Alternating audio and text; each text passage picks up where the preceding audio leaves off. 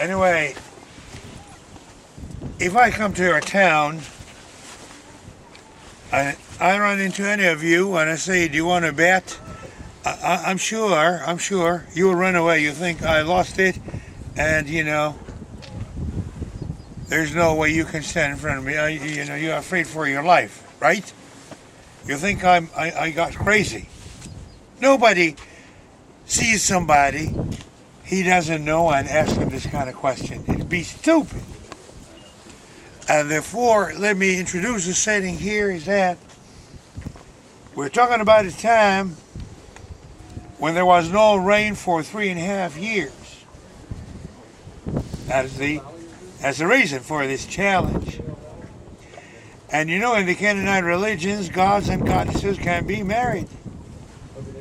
Baal's father was called El, like I say in the morning, Gabriel, El, and his mother was called Asherah. And they got a son, whom they called Baal. Actually, the real name, the real pronunciation for it is Baal. He was the god of fertility, both natural and human.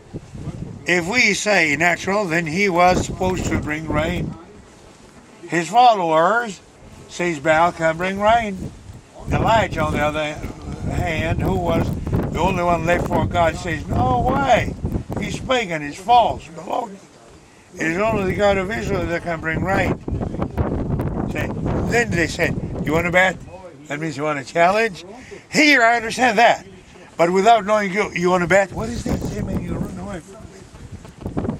Look at that time. Reading the book of Joshua. Again, you know, same thing. Reading the book of Joshua. When Joshua was talking to God saying, but God, how can I defeat these very developed Canaanite civilizations here? God told him, Joshua, don't panic. I'll be with you and I'll be ahead of you.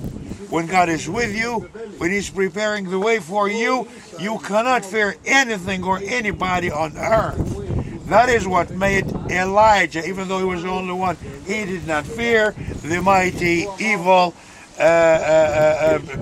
thinking of Ahab, nor his wife, nor the prophets of Baal.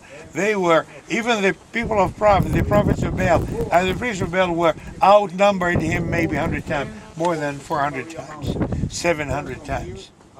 What about thinking of the royal evil force that backed them? But he did not fear.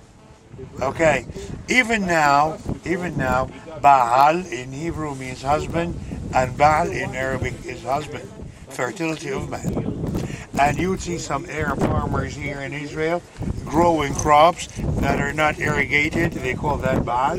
Well, it depends on the favors of the sky like morning do. We still use it, but we have no reference to paganism at all. It's the same way we use El for our God, no connotation to the evil Canaanite God. Okay? So the term is there, no association